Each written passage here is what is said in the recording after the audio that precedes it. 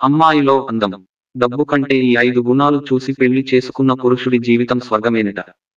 పెళ్లి తర్వాత దంపతుల జీవితం మునుపటి కంటే అందంగా ఉండాలి. అయితే పెళ్లి తర్వాత ప్రతి ఒక్కరి జీవితం ఆనందంగా సాగాలని, ఉత్తమ జీవిత భాగస్వామి లభించాలని రూల్ ఏమీ లేదు. అదే సమయంలో కొంతమంది పురుషులు తాము పెళ్లి చేసుకోవాలనుకునే యువతిలో మంచి గుణాలు చూడడానికి కంటే అందం, డబ్బులు, బంగారం, ఆస్తులను చూస్తారు. అటువంటి అమ్మాయిని జీవిత భాగస్వామిగా కావాలని కోరుకుంటూ తమ జీవితాలను నాశనం చేసుకుంటారు.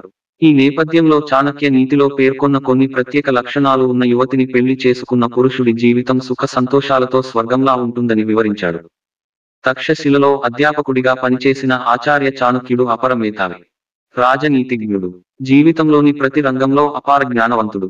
చాణక్యుడు రాసిన నీతి శాస్త్రంలో మానవ జీవితానికి సంబంధించిన మంచి చెడులను గురించి వివరించాడు. జీవితంలో ఏ పనులు చేస్తే విజయాన్ని పొందవచ్చు, సుఖ సంతోషాలతో జీవించవచ్చు, ఆనందాన్ని పొందవచ్చో చాణక్యుడు చెప్పాడు.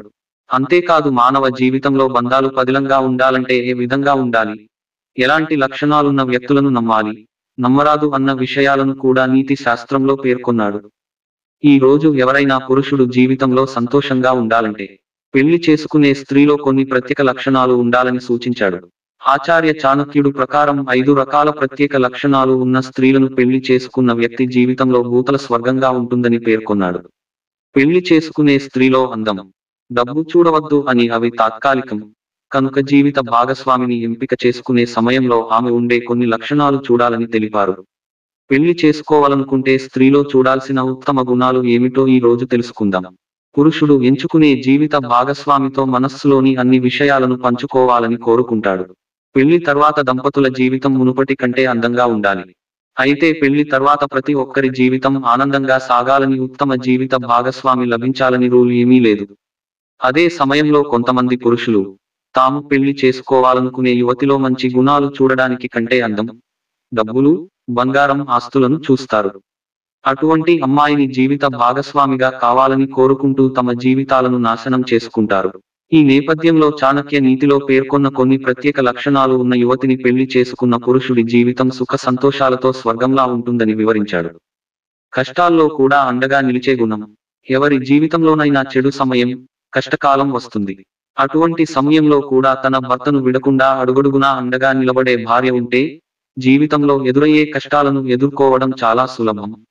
కనుక భర్తను అర్థం చేసుకుని అండగా నిలిచే గుణం ఉన్న యువతిని పెళ్లి చేసుకున్న భర్త ఎప్పుడూ సంతోషంగా ఉంటాడు.